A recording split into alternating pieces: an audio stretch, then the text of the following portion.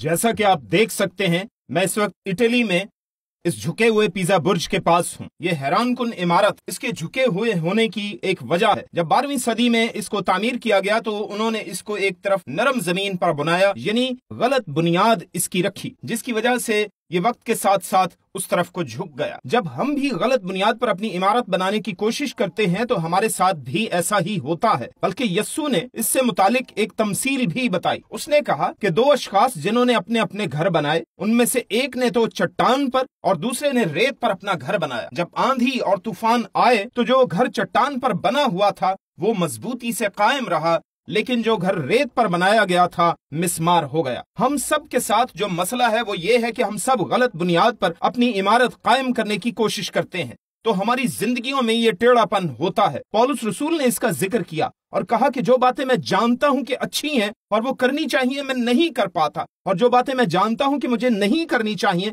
वो मुझसे हो जाती हैं। उसने कहा, मुझे इस गुनाह के बदन से कौन छुड़ा सकता है। आपने देखा कि उसकी जिंदगी में भी ये झुकाव था। मुझे याद है कि मैं और मेरी अहलिया स्कॉटलैंड में थे, तो जब हम जहाज से उतरे तो बाहर बहुत ही तुंद और तेज हवा चल रही थी। हम जहाज से गेट की तरफ जा रहे थे कि हमारी कमरें पीछे की तरफ झुकी हुई थी। मैंने अपनी बीवी की तरफ देखा तो वो भी उसी तरह झुकी थी, और जैसे मेरी कमर झुकी थी तो उसी तरह मैं सबको देखता कि वो कैसे हैं, तो सब उसी तरह झुककर चल रहे थे। हकीकत ये है कि हम में से सभी के दिल पर झुकाव है, हम में से हर एक ऐसा ही है। बाइबल मुकद्दस फरमाती है कि सब ने गुनाह किया और खुदा के जलाल से महरूम है। बाइबल ये भी फरमाती है कि हम सब भेड़ों की मानित भटक गए। पौलुस रसूल ने भी इसके बारे में एक खास बात कही। वो बहुत अजीम मसीहियों में से एक था जिसने ये फरमाया, मुझे गुनाह के बदन से कौन छुड़ा सकता है। फिर वो ये कहते हुए इस सवाल का जवाब देता है कि मैं खुदा का हमारे खुदावंद यीशु मसीह के वसीला से शुक्र अदा करता हूँ। क्या आपने कभी अपनी जिंदगी में उस झुकाव को महसूस किया जो गुनाह की तरफ रुझान है? लेकिन कामिल उम्मीद सिर्फ यीशु मसीह में है। वो जिंदा खुदा का बेटा है। आप उस पर ईमान रखें तो फिर वो आपको सीधा खड़ा करके अपनी बुनियाद पर कायम करेगा ताकि आप पाक जिंदगी बसर करें। ये उसी के वसीला से मुमकिन है। लिहाजा उस पर ईमान लाइए, यीशु मसीह पर ईमान लाएं। यीशु मसीह जो चट्टान है वही बुनियाद है, उस पर तामीर हो तो फिर आप में कोई झुकाव नहीं होगा। फिर आप ऐसी जिंदगी बसर करेंगे जैसी खुदा चाहता है कि हो, और फिर जब कभी तूफान आएगा आप इस लायक होंगे कि खड़े हो सकें।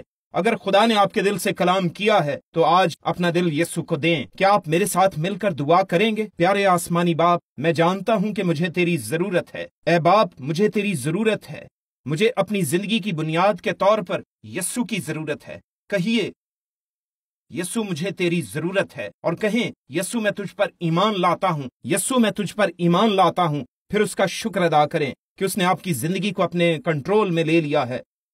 खुदावन, तू मेरी जिंदगी का कंट्रोल संभाल, मुझे अपनी मर्जी के मुताबिक बना, यीशु के नाम में, आमीन।